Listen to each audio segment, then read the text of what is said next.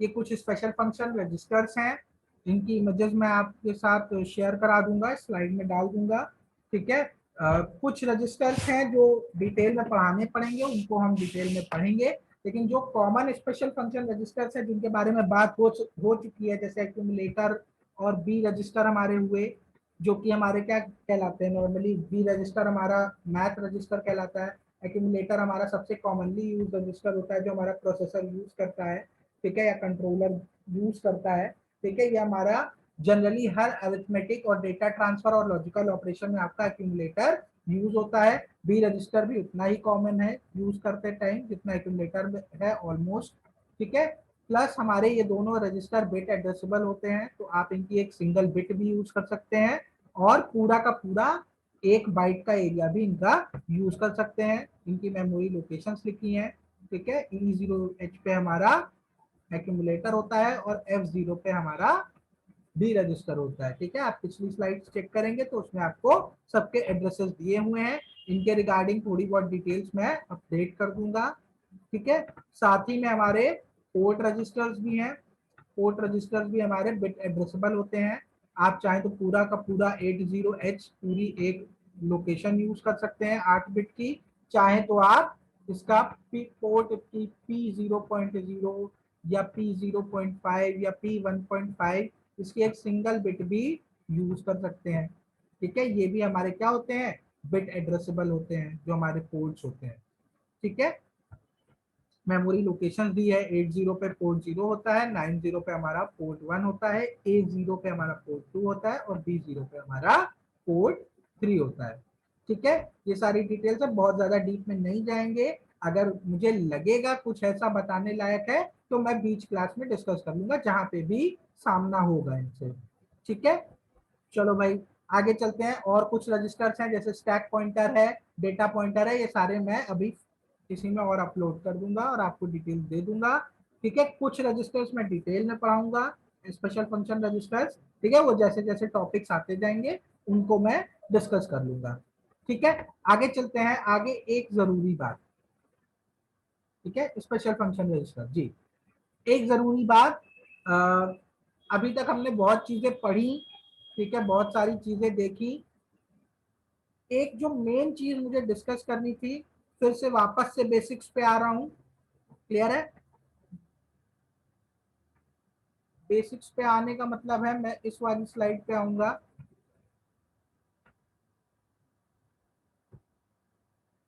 ये डायग्राम सबको याद होगा, ये वाला। हमें अभी सिर्फ 8051 पढ़ना है तो हम इस डायग्राम पे रहेंगे।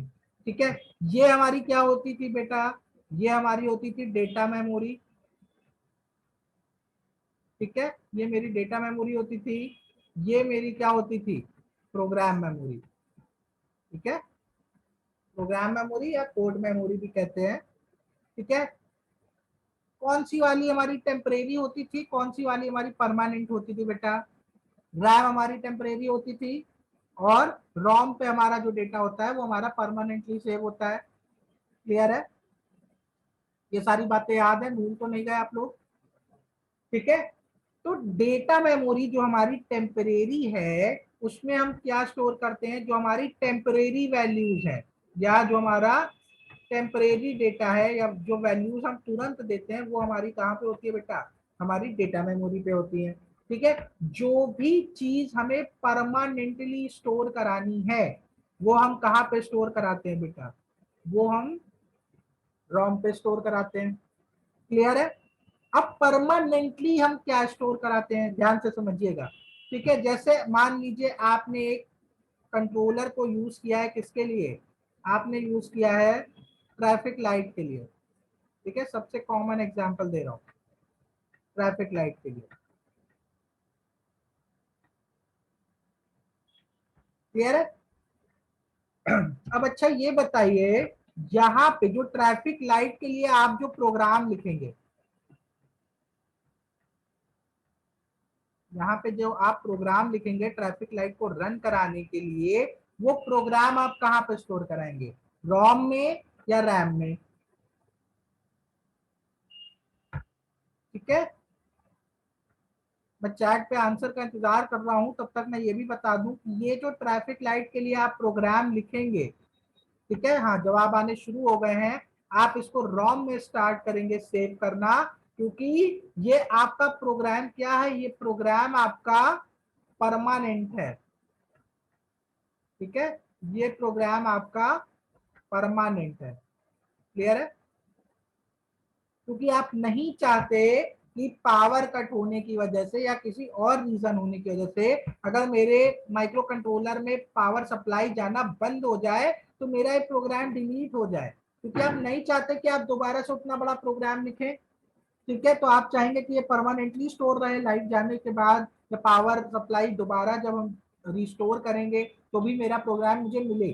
ठीक है, तो आप कहाँ पे स्टोर कराते हो, आप प्रोग्राम मेमोरी या रोम में स्टोर कराते हो, ना कि रैम में। रैम में आप वो वैल्यूज जो कि प्रोग्राम के बीच में आपको देनी पड़ रही है मैनुअली, ठीक है, जो कि आपकी पावर सप्लाई के साथ गायब हो जाएंगी, वो हम कहाँ पे रखते हैं, रैम में।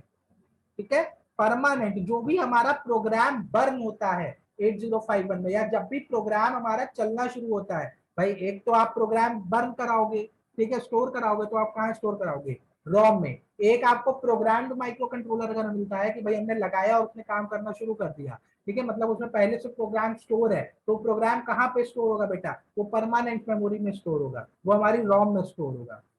ठीक है, तो अगर किसी को इस बात का कंफ्यूजन है तो प्लीज आज के बाद इसको एकदम क्लियर रखना, मैंने पहले भी बताया था।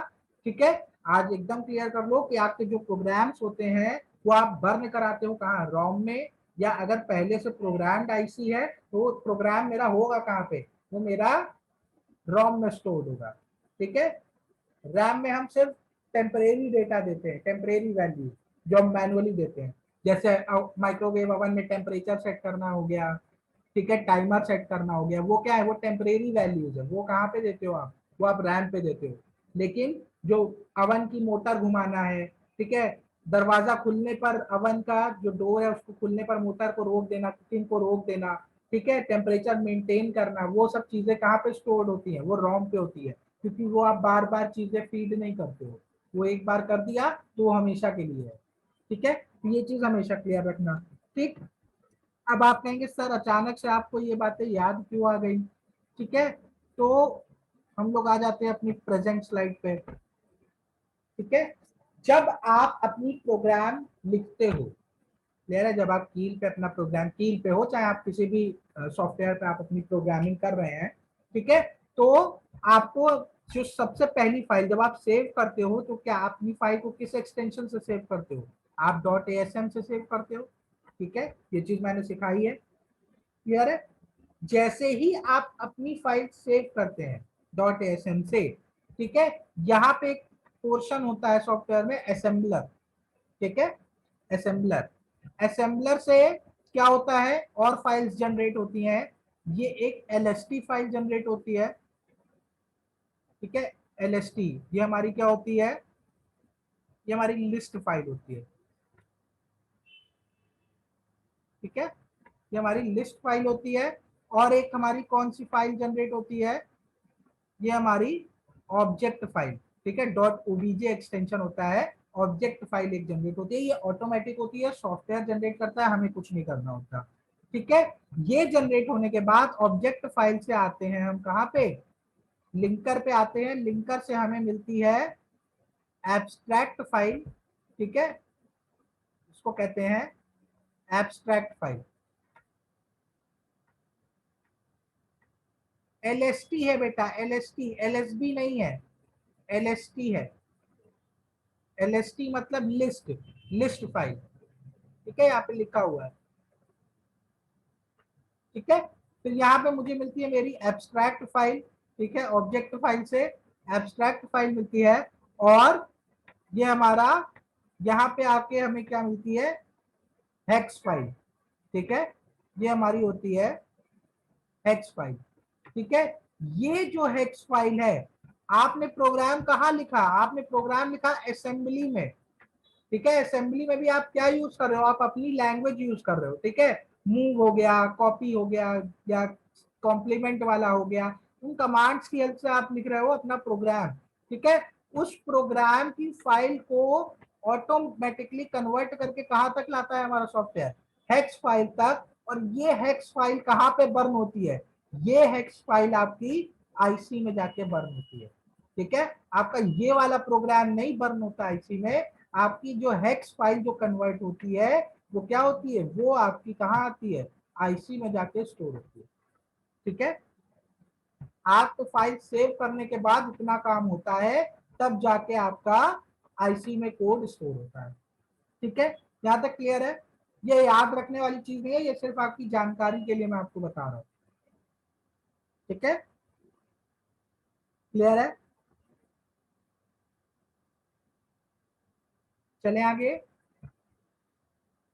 ठीक है, ज्यादा परेशान नहीं होना, अगर इसमें ज्यादा दिक्कत भी हो रही है तो इतनी ज्यादा परेशान होने वाली बात नहीं है, सिर्फ आपकी नॉलेज के लिए आपको बताया मैंने।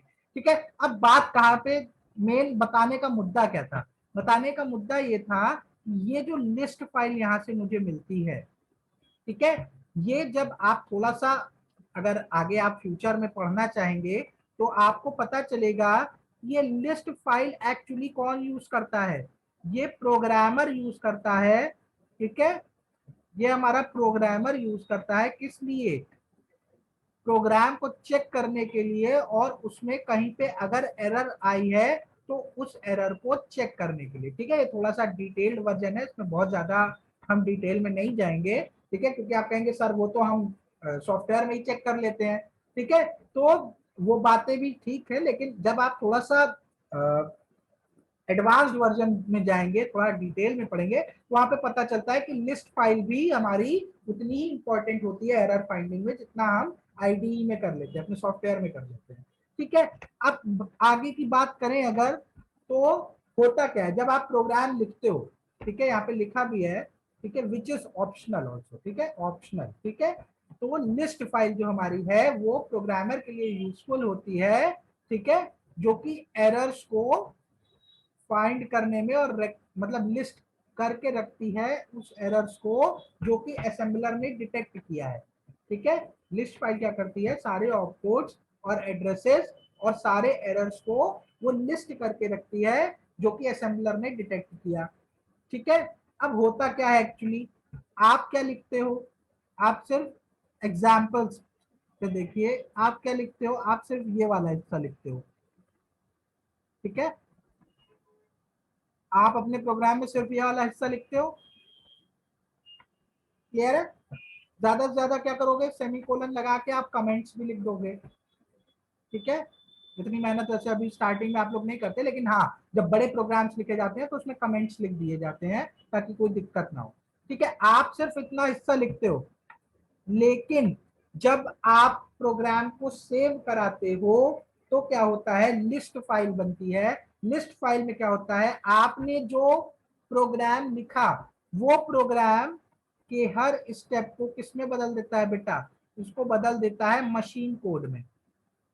ठीक है, मशीन कोड में। क्लियर है, मशीन कोड क्या होता है, वो code which is used by machine to interpret and understand. ठीक है, मशीन कोड वो कोड होता है जो कि मशीन के लिए बना है, मतलब कंप्यूटर प्रोसेसर कंट्रोलर यूज करते हैं प्रोग्राम को रीड करने के लिए। ठीक है, इसका मशीन कोड बनता है, फिर उसके बाद ये हमारा हेक्स फाइल आगे बनती जाती है। ठीक है, हेक्स और उसका बाइनरी, कंप्यूटर हमारा सिर्फ बाइनरी समझता है। ठीक है, मैं ये चीज बता चुका हूँ, सिर्फ वंस और जीरो। ठीक है, ये जो है ये मशीन कोड में कन्वर्ट हुआ हमारा प्रोग्राम। ठीक है, हर निमोनिक, हर कमांड, हर वैल्यू का मशीन कोड बन जाता है। ठीक है, ये हमारे मशीन कोड बन जाते हैं, और ये मशीन कोड, ठीक है, ये मशीन कोड हमारे रॉम के, ठीक है, ये मशीन कोड हमारी रॉम के अलग अलग मेमोरी लोकेशन पे जाके सेव हो जाते हैं। ठीक है, ये मशीन कोड भी आगे जाके हेक्स में कन्वर्ट होते हैं। ठीक है, लेकिन अभी आपकी सिंपलिसिटी के लिए मैंने इसको सिंपल रखा है, ये मशीन कोड अलग अलग मेमोरी लोकेशंस में रॉम की जाके सेव हो जाते हैं। ठीक है, क्लियर है, यहां तक क्लियर है कि नहीं, पहले ये बताइए फिर आगे चलो।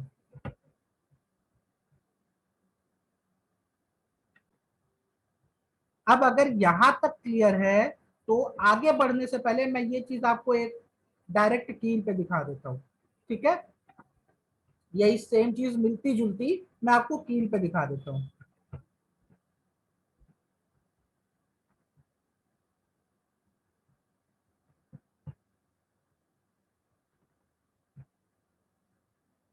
देखिए ये प्रोग्राम कौन सा वाला है बेटा, ये प्रोग्राम अगर आपको याद हो, ये प्रोग्राम है सेम वही जिसमें मैंने अपना नाम लिखा था और पूरा डेटा को मैंने क्या किया था, इनडायरेक्ट एड्रेसिंग मोड से मैं कहाँ पे लेके गया था, रैम पे, ठीक है। मतलब R0 से R4 तक में रजिस्टर्स में सेव कराया था। ये प्रोग्राम याद होगा आई थिंक, ठीक है। अब इसी प्रोग्राम में देखिए जब मैंने इसको सेव कराया, जब आपका फोल्डर आप देखोगे, ठीक है, तो आपको फोल्डर में सिर्फ आपकी प्रोग्राम फाइल नहीं दिखती है, ठीक है, आपको अपना एडिटर वाला पोर्शन नहीं दिखता, आपको तमाम फाइल दिखेंगी, ठीक है।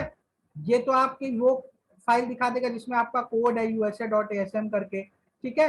आप जब यहाँ लिस्टिंग्स वाले फोल्डर में आएंगे, ठीक है, यहाँ पे देखिए आपकी एलएसटी फाइल पड़ी होती है, ठीक है। ये आपकी एलएसटी फाइल पड़ी होती है, वही एलएसटी फाइल जो अभी थोड़ी देर पहले मैं बात कर रहा था। इसको जब आप ओपन करेंगे, ठीक है, डायरेक्टली नहीं ओपन होती है, तो इसको मैं बाय डिफॉल्ट नोटपैड में ओपन करके आपको दिखा देता हूँ, ठीक है। इसको देखिए, ठीक, पूरा मत पढ़िएगा। ये देखिए मेमोरी लोकेशंस है 00, 03, 04, 05, 06, 07, ठीक है। ये क्या है, ये इसके मशीन कोड है, जो आपने प्रोग्राम लिखा पूरा सबके मशीन कोड है, ठीक है। जैसे CLRA का क्या है, E4 या 93, एक सीध में कौन सा आ रहा है, E4 आ रहा है, ठीक है। E4 आपका CLRA का हो गया, अगली लाइन पे मशीन कोड 93 हो गया, उसकी अगली लाइन पे F8 हो गया। तो हर आपकी हर कमांड का, हर लाइन का एक मशीन कोड तैयार हो गया है, और वो मशीन कोड इस मेमोरी लोकेशन पे जाके सेव हो गया है, ठीक है। यही सेम चीज मैंने आपको अभी पीपीटी में दिखाई थी, ठीक है। तो अगर आप चाहें तो अपने प्रोग्राम की लिस्ट फाइल चेक कर सकते हैं। क्लियर है?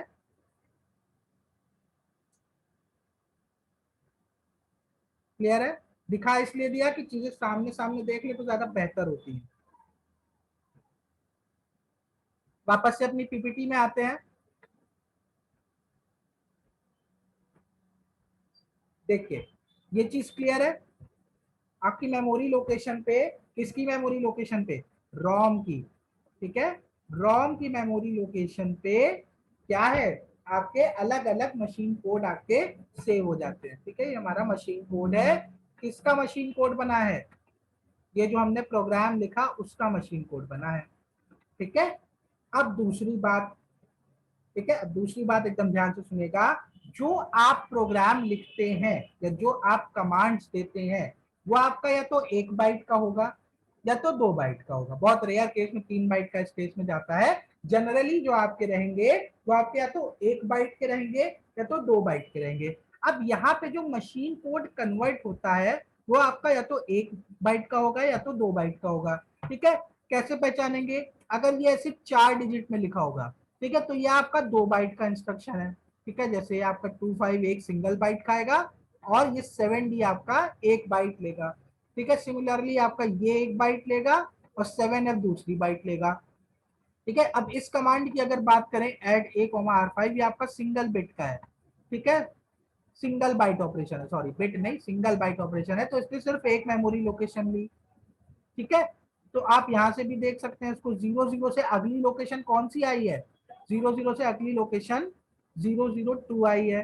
फिर 2 बाइट 7F34 ने ले लिए, तो 002 से अब 004 पे आए, ठीक है। फिर 2 बाइट इसने ले लिए तो 06 पे आएगा अगला, ठीक है। यहाँ पे 2D सेव होगा, फिर अगली लोकेशन कौन सी आएगी, क्योंकि सिंगल बाइट का था तो हम 06 से कहाँ पे आ जाएंगे बेटा, हम 06 से 07 पे आ जाएंगे, ठीक है। फिर सिंगल बाइट हो गया, फिर यहाँ पे 08 पे आए, यहाँ पे फिर 2 बाइट इसने लिया, फिर यहाँ से 2 बाइट छोड़ के हम 08 पे आ गए, ठीक है। तो जितने बाइट का मेरा ऑपरेशन होगा, या तो 1 बाइट या तो 2 बाइट, उस हिसाब से हमारी रोम की मेमोरी लोकेशन कंज्यूम होती जाती है, ठीक है। ठीक है, ये बात समझ में आ रही है, कोई डाउट तो नहीं है?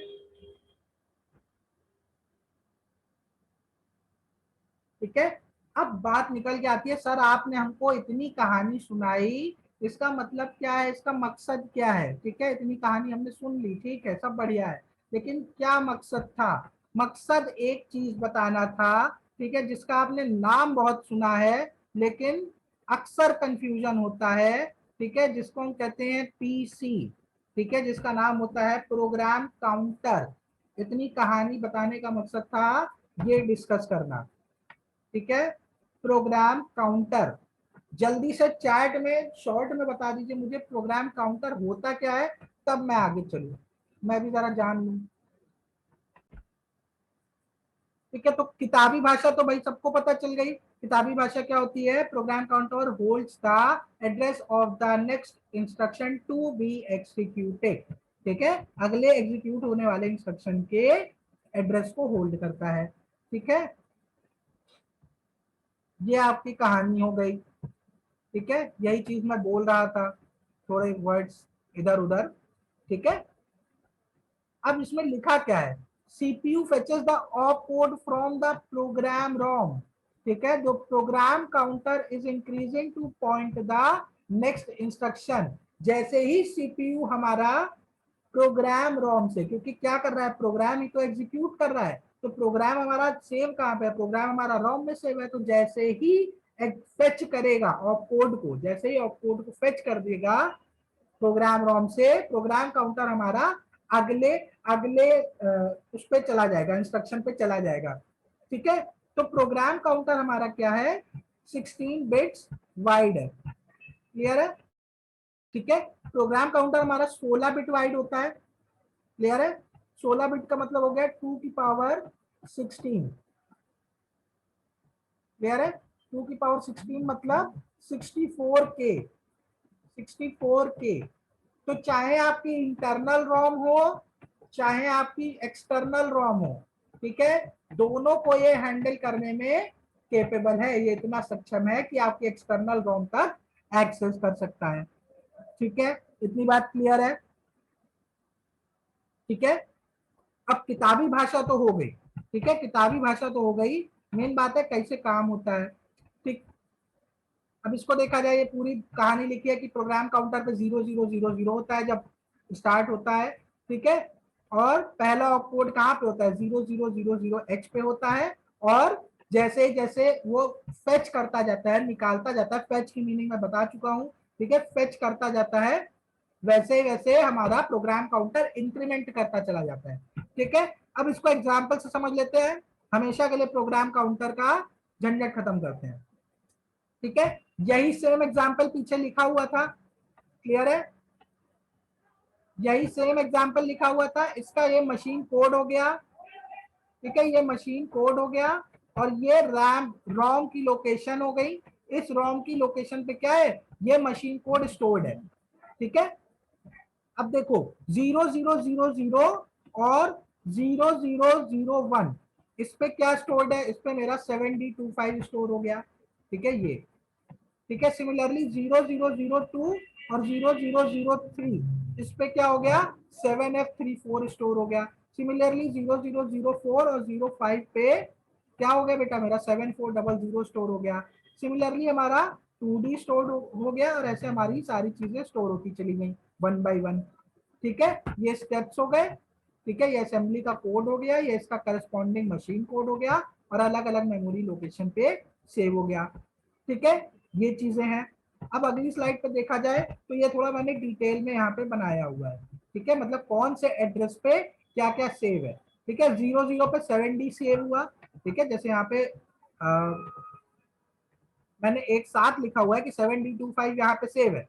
ठीक है, तो कहाँ पे क्या सेव हुआ आपका, 0000 पे 7D सेव हुआ है। ठीक है, और 001 पे 25 सेव हुआ। ठीक है, सिमिलरली हमारे सारे कोड सेव हो गए। ठीक है, अब काम कैसे होता है, देखो सबसे पहले जब हमारा 8051 पावर अप हुआ, जैसे ही उसको पावर मिली, क्या हुआ, कहाँ पे होगा हमारा प्रोग्राम काउंटर, प्रोग्राम काउंटर यहाँ पे होगा। ठीक, यहाँ पे होगा। अब वो पहला एड्रेस क्या उठाएगा, ठीक है, जो फेच करने की बारी आएगी तो सबसे पहले वो क्या फेच करेगा, ये इसको फेच करेगा 7D25। ठीक है, करेगा वो स्टेप बाय स्टेप, लेकिन कंसीडर क्या किया जाता है, ये पूरा एड्रेस हमारा, ये पूरा कोड क्या है, इस कोड को लेगा, ठीक है। वो करेगा एक ही बार में, एक बार में एक ही करेगा, पहले 7D लेगा फिर 25 लेगा, लेकिन ये प्रोसेस थोड़ी फास्ट होती है तो हमको इतना समझ में नहीं आएगा, तो हम मोटे तौर पे कहते हैं कि इसने इस प्रोग्राम को, इस स्टेप को क्या किया, इस इंस्ट्रक्शन को फेच कर लिया, ठीक है, इसको इसने फेच कर लिया। ठीक, जैसे ही ये फेच करेगा, फेच करने का मतलब है यहाँ पे जैसे ही इन दोनों को उसने उठा लिया, फेच करने का मतलब उठा लिया, एग्जीक्यूशन नहीं, ठीक है, जैसे ही फेच किया प्रोग्राम काउंटर क्या हो जाएगा, PC+2, ठीक है। अब 0 1 पे नहीं जाएगा, वो ऑलरेडी 0 0 और 0 1 पे आ चुका है, उसने इतना डेटा उठा लिया है, वो ऑटोमेटिकली कहाँ पे आ जाएगा बेटा, 0 0 0 2 पे आ जाएगा, ठीक है। फिर जैसे ही अगला इंस्ट्रक्शन फेच करेगा, फिर से हमारा PC+2 होगा, हम कहाँ पे आ जाएंगे,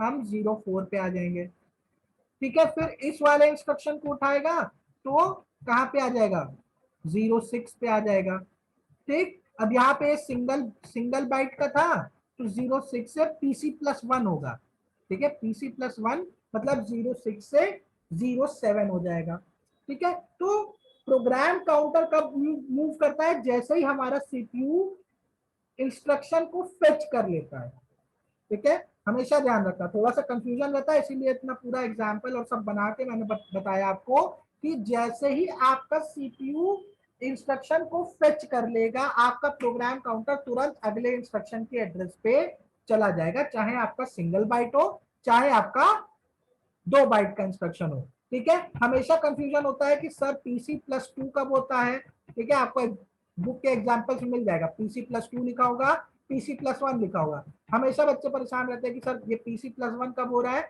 PC+2 कब हो रहा है। इस एग्जाम्पल से हमेशा के लिए ये बात क्लियर कर लो, जब भी 2 बाइट का इंस्ट्रक्शन होगा तो आपका प्रोग्राम काउंटर कितना जंप करेगा, 2 लोकेशन जंप करेगा, और जब भी आपका सिंगल बाइट का इंस्ट्रक्शन होगा आपका प्रोग्राम काउंटर किस पे जंप करेगा, एक सिंगल स्टेप आगे बढ़ेगा, ठीक है। कहां से रिपीट कर दें,